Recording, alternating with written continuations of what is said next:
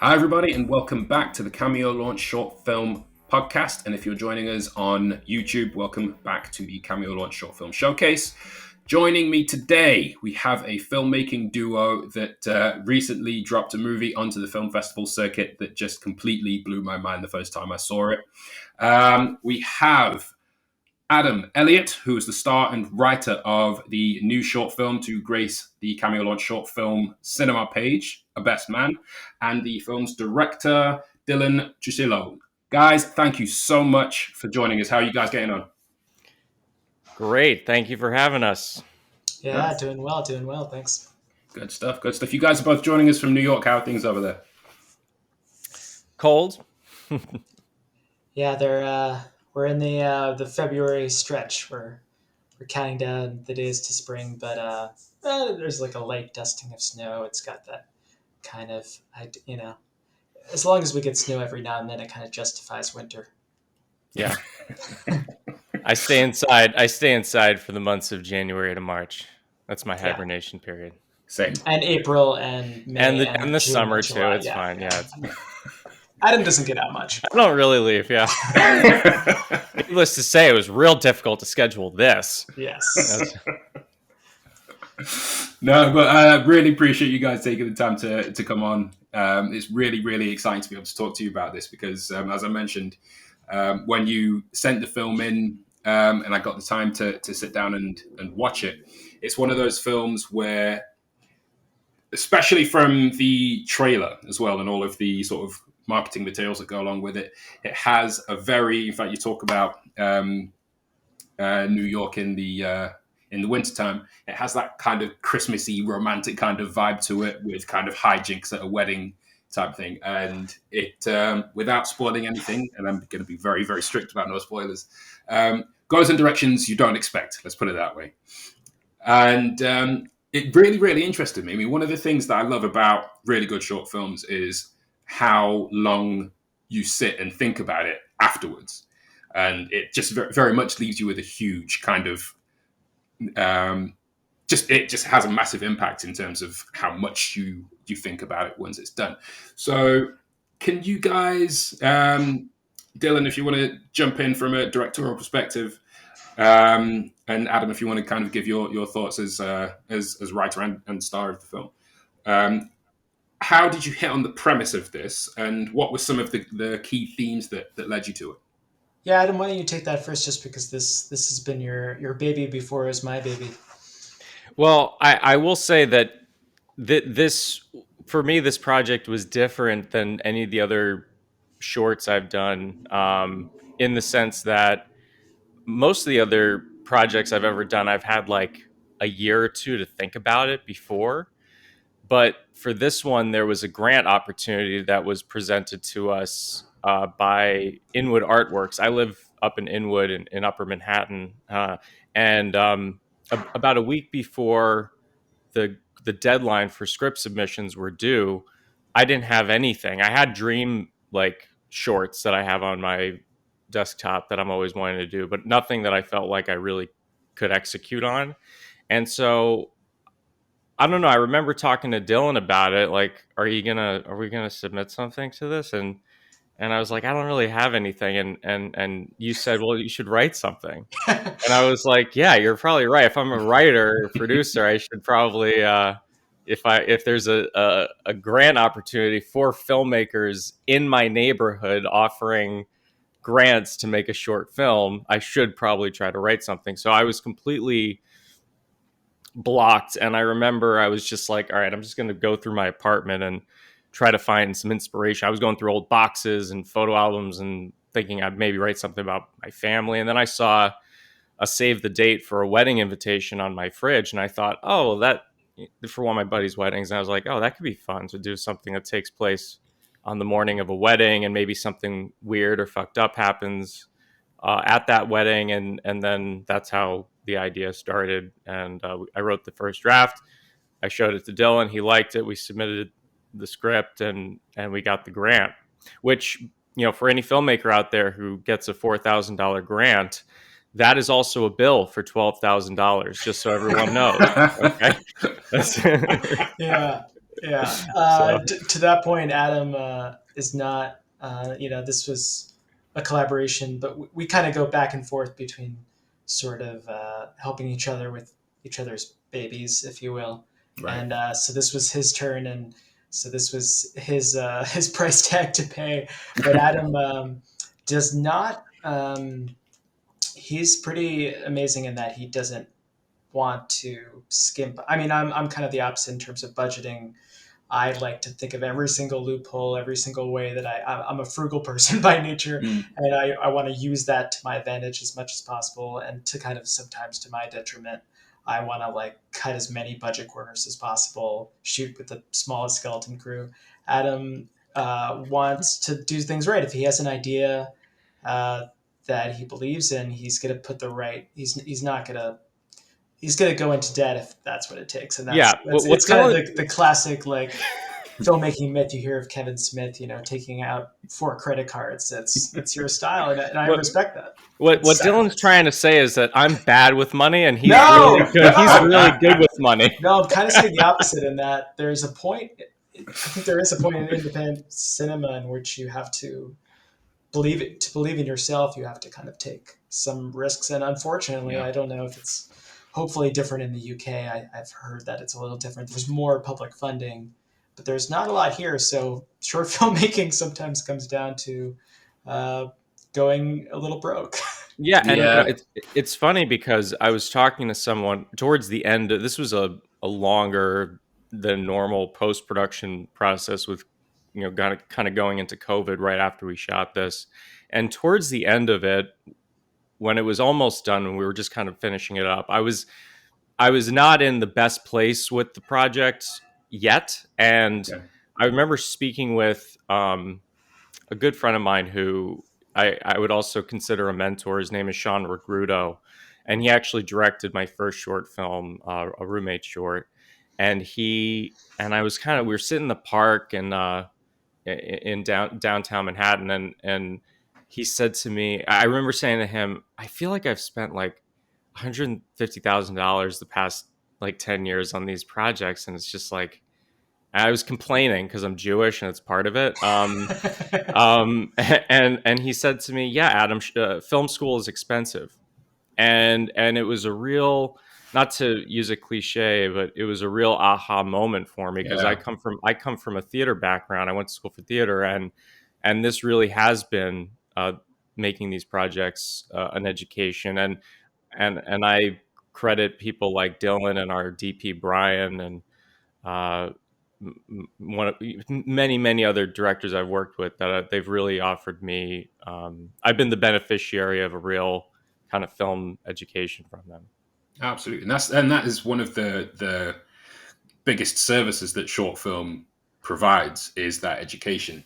I guess there's a lot of um, common perspectives, for want of a better phrase, in terms of how you're supposed to progress in the film world and whether or not you do go to film school and so on and so forth. But if you're out there, if you're out there doing it, then yeah, it is an education, and you will just have to spend that money. I mean, you can spend it doing your own stuff, or you can spend it on school fees.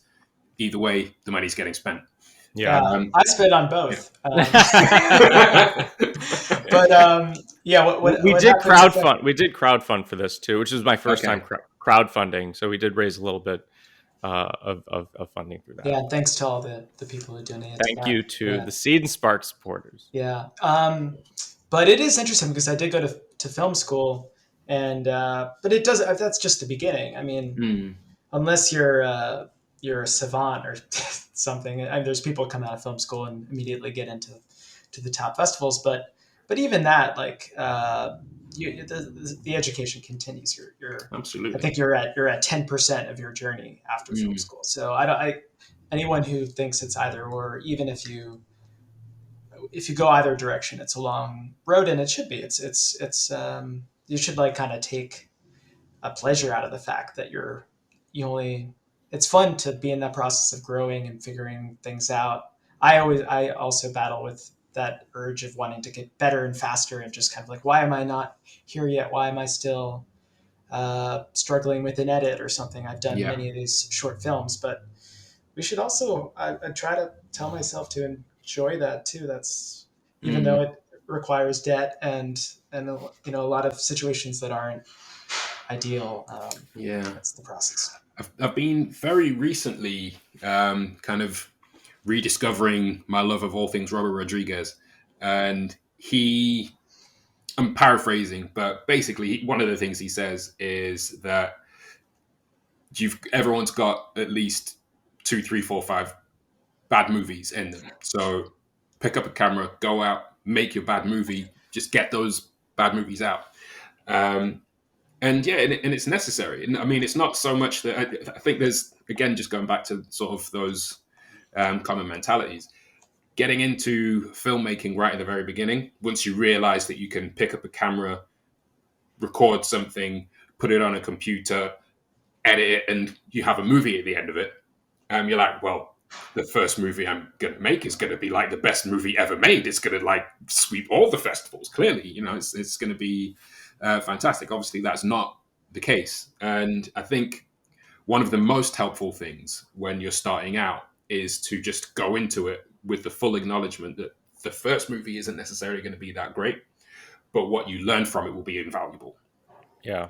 And that invaluable knowledge is going to come into play with the film that actually does end up sweeping the festivals and does actually end up getting that attention that gets you to that next level. Going through that process, have you guys let's go back to sort of the beginning in terms of your collaboration. So did you find each other through the process of going through that, let me just see if I can make something, or did you know each other before that, or how did your collaboration begin? Well, we met on a panel through the Inwood Film Festival, which was the festival arm of the nonprofit that gave us our grant for this short. Gotcha. And we were being interviewed by Brian Lair of WNYC, I believe. Yeah. And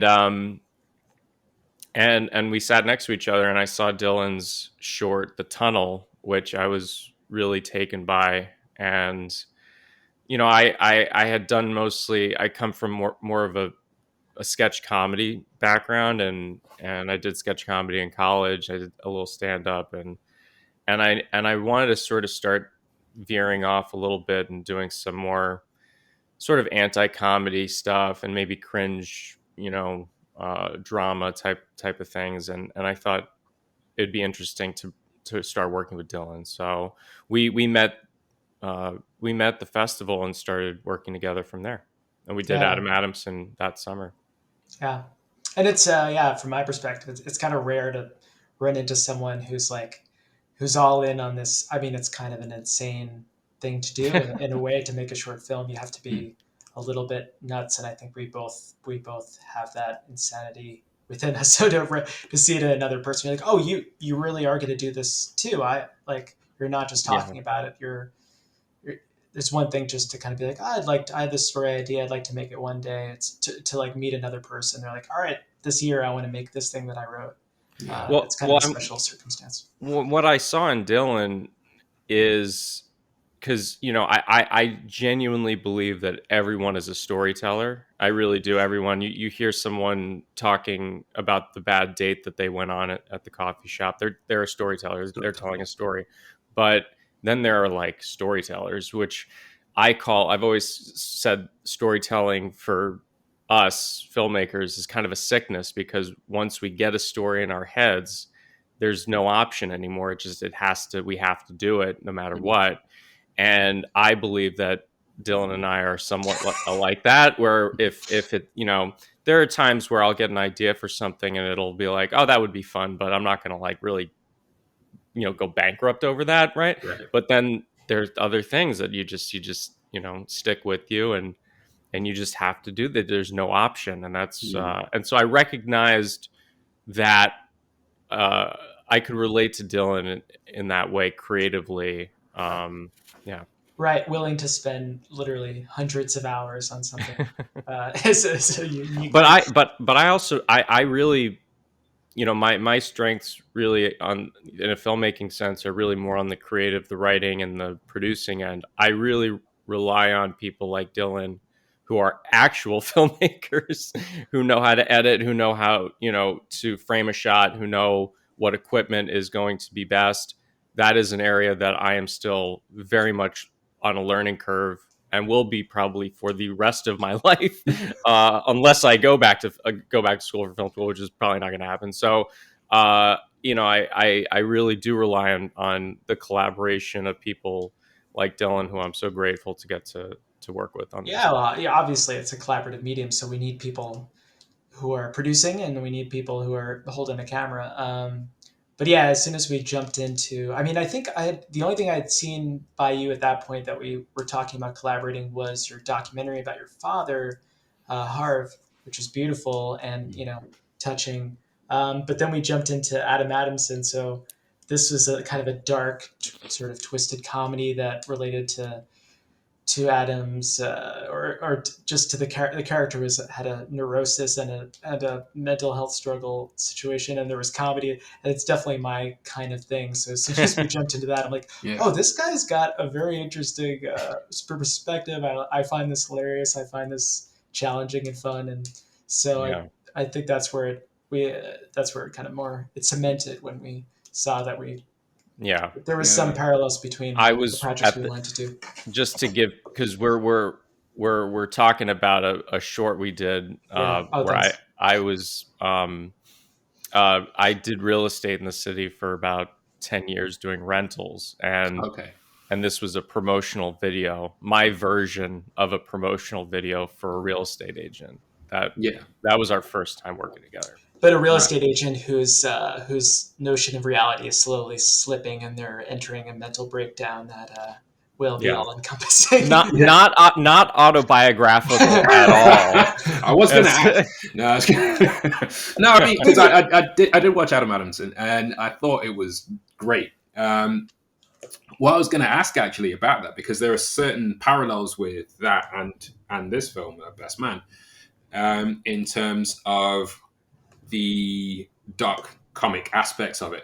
So was it a case of one of you has a sensibility that leans more towards comedy and the other one has a sensibility that leans more towards darker material? Or is it both that you're both just kind of into that dark comedy kind of style? All I can say is every time I'm working with Dylan, I invariably end up, he makes me crack up all the time, on set and just in talking. He's a very funny guy. I would say we're both kind of sick in the head in some ways. I think we have we both like the combination of those two things. Right. I think my projects end up being a little bit more on the serious side so far, but I think we both have that in me, and probably soon enough I'll bring a project to Adam that's a bit more sick and twisted and funny. I think we probably both recognize that that a story could be more powerful if it's got both, and life has both. It's not just a matter of genre, but it's like getting across how real life feels. It's always a fun. It's a mix of hilarious and, I don't know. You could flip between hilarious and deeply serious and tear invoking within a day in our own lives. So I think it rings more true, and it's also more surprising. I mean, it's hard to kind of keep an audience engaged and surprised, and keep ourselves engaged and surprised after we've seen so many movies. So I think A Best Man speaks to that, of like, how do we kind of surprise people in a way they aren't normally surprised? Yeah, and also, to that point, sort of, I've always felt like the best comedy comes from, real sort of painful places, and the ability to, why I think we relate to, darker characters in general. It appeals to a part of ourselves that we're maybe as audiences not always willing, or not that we're not willing, but that we're not ready to share with the world. So these characters sort of end up being a conduit for us to feel okay about sort of maybe the darker parts of ourselves. I'm thinking about, not to compare, but like I'm thinking about characters like Tony Soprano or Walter White, or sort of these anti-heroes. they're hilarious in a lot of ways, but Yeah. they're also Yeah. deeply troubled and sick, and we relate to them still, and that's, to me, just the most beautiful part of storytelling, is to be Yeah. able to find ways to relate to characters who are really, really troubled, Right, and and I'll say that Adam wrote and starred in both Adam Adamson and A Best Man, and I think a lot of people who write a film for themselves to star in might write something that makes them look kind of glamorous and like cool and saying the right things, having the good lines of dialogue. I think it's pretty brave that Adam wrote two movies that are those anti-heroes. He's writing Mm. anti-heroes, and I think he's digging somewhere deep in himself to like pull out parts of himself that maybe I mean, you could speak to that more it's than I very can. expensive therapy. Yeah, exactly. It's a very expensive form of Yeah, therapy. but that's cool. I mean, that you don't see that too often. Someone writing a role for themselves that does the opposite of cast them in a glamorous light. Well, that's So true. That's true. And it serves the sort of thematic core of both stories, I guess. And well, particularly with A Best Man. Adam, you mentioned that you consciously included themes of love versus obsession. Can you tell us a little bit about your um, desire to base the story around that theme and how you went about doing that? Well, I gotta say, it really came from. I do have to credit Dylan for this, because I feel like when we were making the first time I saw you, I I remember when he showed me the script for that. Dylan and I've had many conversations about this. I didn't see it on the page. I didn't see it, and then when it was done, I really got it. I really got this sort of this theme of love versus obsession is such a universal theme. It's something that I think a lot of us have experienced, and it's such fertile ground for storytelling. I really liked the idea of exploring a character who is dealing with some levels of that, and um sort of this character of Josh, who has been living with these rivers of jealousy and regret and guilt for so many years, and Mm. then arrives to this wedding day between his best friend and his best friends, I should say, um, and does something that many people wouldn't do, and without giving anything away, but why he does what he does, and how we can justify it, or not justify it, but how he can justify it for himself as a character, felt like an interesting character study to me. So and I just think that it's something that a lot of us have grappled with in Mm. relationships, and relationships that we're in, and relationships we want to be in or we'll never get to be in.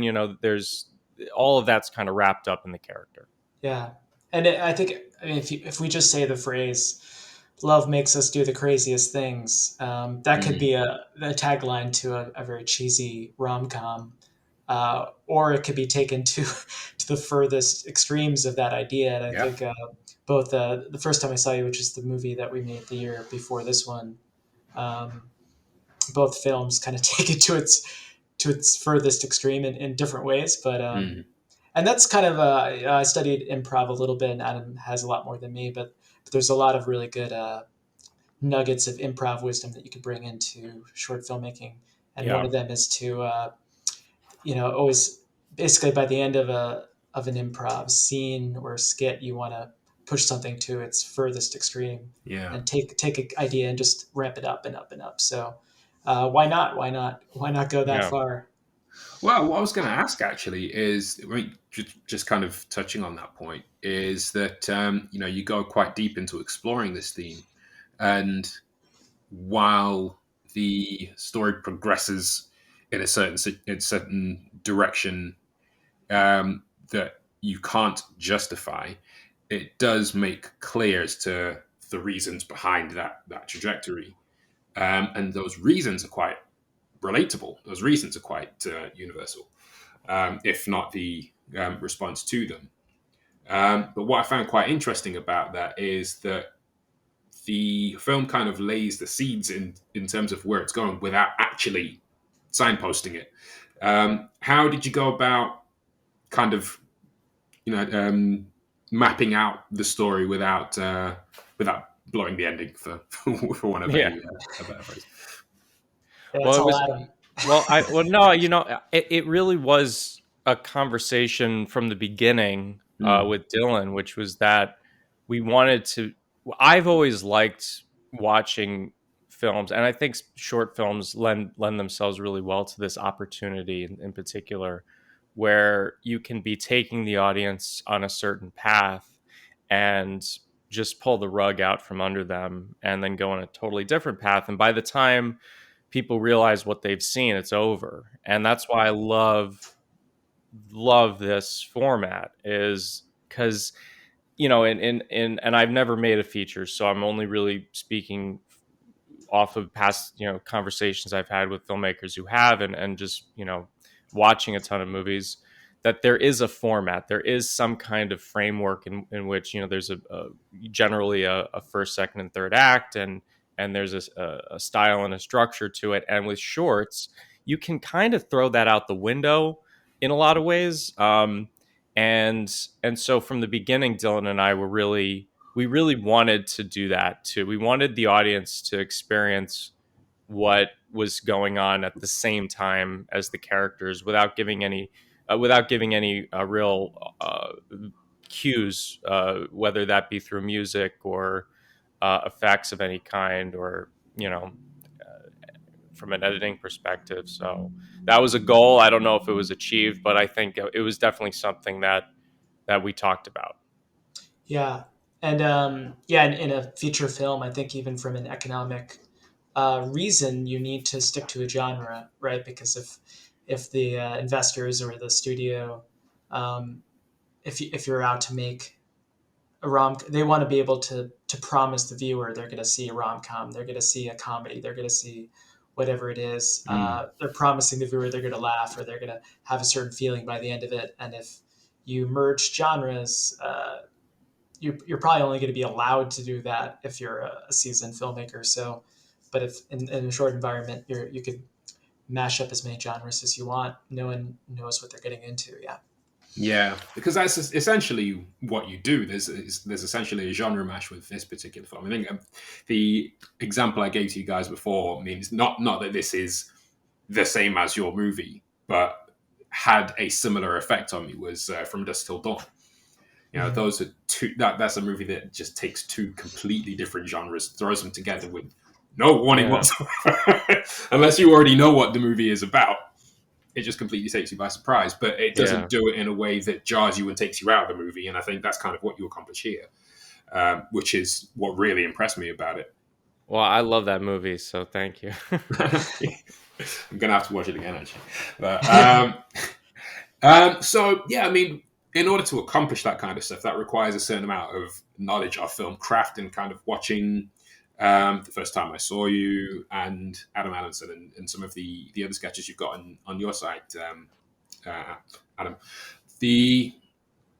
It seems like it's kind of a culmination of a lot of people's education, experience, input, and a massive amalgamation of all of that.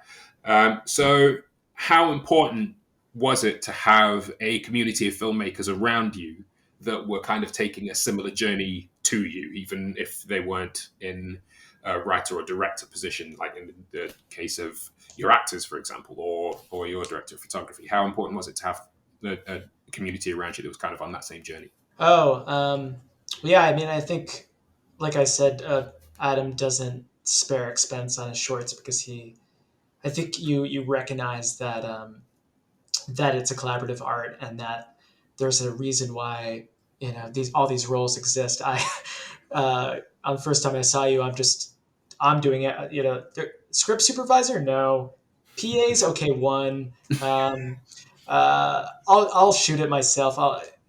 But I really respect that that Adam respects the amount of people it takes to really kind of um, cleanly make a movie. And this is actually the first film that I've directed where I had the real crew and the script supervisor and the two PAs and the guy who's just shuttling things around and making sure we have all our food. And I mean, we really had everybody here, and we didn't do it just because that's what we saw on TV and we wanted to pretend to be filmmakers. I think Adam really wanted to set things up to succeed. And so it's the first, it felt like such a weight off my back that I did, like, oh, I don't have to think about wardrobe. I don't have to, it's just to just focus on that is kind of rare with independent filmmaking. So, and yeah, our DP, Brian, who's a close friend of mine and friend of Adam's as well. Like, I don't think we could have really made our projects without him either. He's the guy helping figure out the shots and the choreography. We would stay up late. I mean, we'd do a full day shoot on this, and then we would stay up late with Brian just figuring out the shots for the next day. And even though we're exhausted, we're spending the 2 hours with the really dedicated associate producers and PAs to just, okay, tomorrow this will go so much more smoothly if we figure out each shot. So yeah, it's a cliche to say, but you can't do it without all these people. And I think Adam really recognized that and kind of fought for it and went a little broke for it. Well, but the other thing about it is when it, I mean, what you were talking about, Dylan, is so I really wanted to set up a situation for Dylan where he could, in a lot of ways, I could alleviate some of what I was seeing from the last project, from first time I saw you. There was a lot of pre-production stuff that I really felt like had Dylan had a little bit more time away from that, he could focus on just the creative and think about these things. And so what I really wanted to set up was a way where that could happen, and that I could give Dylan the creative freedom to really think about the project beforehand. And then when we were shooting it, at the end of the day, I was done, and they were up. They were up, talking about, and so they kind of let me go. And so it is. This is not just a filmmaking community, but you create the community when you're doing the work, and it's. I mean, it's one of the most incredible gifts I feel like I've ever been given, is to be able to do these projects, to work with these people who I respect so deeply, because none of us are doing it for the money. None of us are really doing it. We want to amplify. We want to get to the next level of what we're trying to do. But when we're actually in the thick of it, it's just a collection of storytellers and collaborators, and it's been an incredible experience to get to know these guys and work with these guys. So that's awesome. That's really, really awesome. And you can't do this work without community. It is. I think every short film in particular is a community team building exercise in a lot of ways. Yeah, that's hopefully something that is kind of coming through on some subconscious level to the audience, that they're watching a community happen, in front of them. And I mean, we shot this in the first week of January of 2020, and right before COVID, we were living in an old Victorian mansion in upstate New York. And I think that what was interesting when we were talking about the development of this was I had the idea of, well, let's do a rom-com where this other thing happens. And that was an approach that we were thinking of. And I think what ended up happening, and this is something you just can't really prepare for, but there was an aspect to the location. I have to credit our producer, Pat Madigan, for getting us this location, because it was just probably one of the most incredible serendipitous pieces of happenstance I've ever had as a producer, to get this location. But I think the tone of the environment that we were in almost informed what we were actually capturing on camera. And then when we were working through the edit, it became clear that we didn't really get the rom-com necessarily.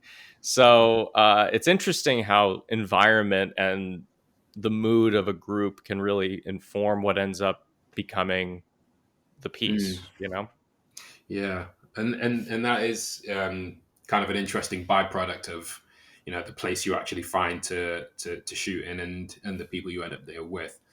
Um, so once you actually were there and you got the film in the can, you started to see it begin to develop. What were your thoughts in terms of not just getting it out there, but also kind of getting on to the next one and how you move on to the next one? Because with all the goodwill in the world, and it's great that you're willing to throw so much at a movie to make sure it's as good as it can be. As a practical matter, there's only so much you can really spend, particularly on a short film. But at the same time, kind of moving to that next level means kind of have to keep going. So, was there a kind of push from that community that you assembled to make this short film that kind of ensured that you were able to move on to the next thing, and has that progressed to more projects off the back of it? Yeah, I was just watching that Lin Manuel Miranda film Tick Tick Boom, and he Brilliant film. Yeah. there's the line in Brilliant. that Yeah. that movie of being an artist means you make the next one, and then you make the next one, and then you make the next one, and then you make the next one, Mm. and you kind of I think I've heard people say, successful people say that that's the quality in an artist that's maybe the most important, because even if we haven't figured it out yet, our if we have the ability just to keep going, Mm. then eventually we're going to get at least to somewhere interesting, if we're not there already, or the journey continues. So we have, yeah, we actually um, uh, got applied for and received that same grant again for another film. So I think the great thing with the grant, as came through in the beginning of this conversation, is that grants are great because they give you the funds, or they give you, start to give you some of those funds to make it, but they also kind of give you that kick in the ass, and they say, okay, you've got this, you really really have Yeah. to do it now. Yeah. So yeah, we made a film, we shot a film in last summer called Giant, that I wrote. And so I think it helps that we have this community, because it might be exhausting if there was just one writer director making a movie once a year. I Mm. think we would probably both get a little tired. But the fact that we could kind of switch off, Yeah. and the weight, we're kind of taking on different weights for different projects, so that we're kind of sharing that weight, instead of like I have to, if Adam had to think about writing every single film and acting in every single film, would you say that would be a little exhausting? Yeah, it Yeah. would. And it's not like, and in a lot, I don't mean to, I don't want to embarrass you. I believe in Dylan so much as a director that I want to be of value to him when when he needs it. And Yeah. so on this last project, Giant, it was my first time ADing, and I picked up some pieces of the pre-production process, things that I do it because, number one, I really enjoy working with Dylan and Brian, our DP, and I just recognize that um, these projects present opportunities to always be learning other aspects of this work. And I come from, I wanted to be an actor. That's when I went to school for that. And I stopped auditioning 10 years ago to start making these projects. And it was the best decision I ever made. I just, I have nothing but respect for auditioning actors. It's such a grind. It's such a hustle. I made the decision personally that I did not want to spend the next 10 years of my life trying to get an under 5 on Law and Order. I would want to just make my own work. And much of the ethos that I think that, similar to what Dylan has done with his work, is just, when you do a short film, you don't need to ask permission. You don't need to ask, you don't need, it's not there. The gatekeepers aren't really there, other than really the people who run the locations you need to get. And you find the community. Like I said, you don't need to really, ask permission, which is really freeing about this. Yeah. And anyway, I really appreciate getting to, like Dylan said, we get to kind of switch roles on what we're doing on each project. So and that's been a lot of fun. And it's great. I mean, just kind of touching on what you were saying there, there's always a trade-off between getting that funding and having creative control. And when it comes to short film, that's probably one medium where you kind of get to retain the most amount of creative control, certainly more so than feature films. But of course, the trade-off for that is the financial grind of it. But that's not to say that it can't open industry doors. So with this particular film, I know it's very early in its festival run, but between that and the work that you'd done prior to this, sketch work, the earlier short films, have you found that once people get eyes on your work and once they realize that you're creating a body of work and you are trying to be as prolific as possible, that does start to open a few doors and create some other opportunities for you career wise? Not yet. No, no.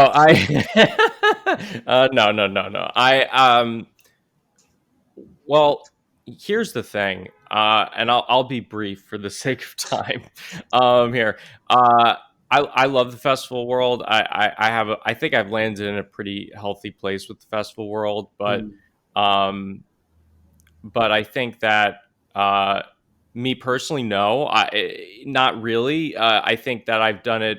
I've been doing this work for practice and to be able to tell stories and get to collaborate and work with people. When it comes to the festival world, it's tough because you don't always get in. It's always disappointing. But then I try to get all those kind of negative feelings about it kind of out of the way, and then I remember that people who run festivals are usually filmmakers themselves. They're always lovers of film. Yeah. And I think there's this sentiment maybe in a little bit, maybe I'm projecting, but I think there's a mindset that it's us versus them, like the filmmakers versus the festivals. And if you get in, you won. And if you didn't get in, you lost. And that's just not true at all, because festivals are kind of like pop-up galleries in a way. Like sometimes, an artist will present a piece to a gallery and it just doesn't fit within the kind of tone or tenor of the group show. And so, and I've spoken to programmers who, I think these guys watch literally thousands of films a year. And I would argue that, and this is sort of a little soapboxy, but I would argue that the level of commitment and dedication to film and storytelling to make a short film is completely commensurate with the level of dedication and love that a film that it takes to run a festival. And so we're all kind of we're on the same team.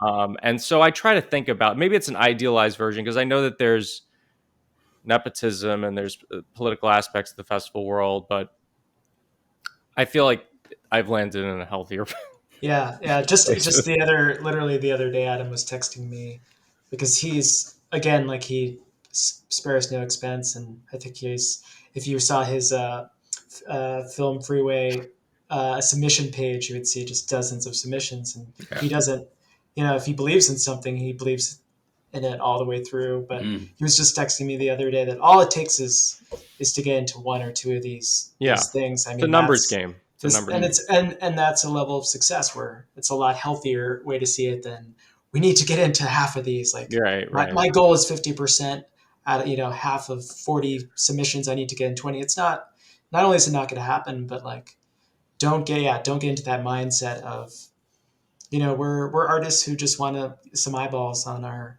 stuff. If a few hundred people see these films, that's something, and you don't know who those few hundred people are. There could be one person in there who really resonates with it, who wants to work with us more. And the fact that we met was through some success, some local success with our films. We were on this panel because our shorts got sort of valued by this programmer of festivals. So and I didn't mean to. Let me say this, because I think success is what you make it, right? And my definition of success might differ from other people in the film world. I feel very successful as a filmmaker because of the people I've gotten to work with and the projects I've gotten to do.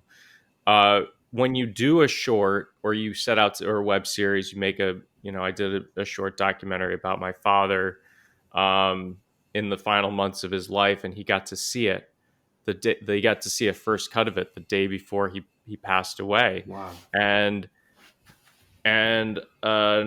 you know, going through these experiences, I feel very successful. When you make a short or you do one of these projects, you've already won, in my opinion, because you did it. You did the thing, and you've harnessed control over the thing that's in your control, which is to simply go out and do it. And when somebody comes to me and says, oh, I'm thinking of making a short film, I say, do it, do Mm. it. I encourage everyone to do it if they want to, because it is incredibly freeing. And then once it's done, that's it. It's out of your control what happens from there. Yeah. Who's going to watch it? Who's going to take it into their festival? Who's going to like it?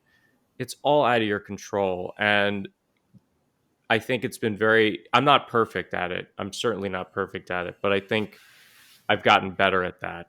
It's a muscle. It's a learned skill to think in these ways. Because, you know, as artists, we are seeking validation, and we're Yeah. seeking validation not only from audiences, but from our peers and from people who also do this work. And so it's all a big kind of conglomeration of all those things put together.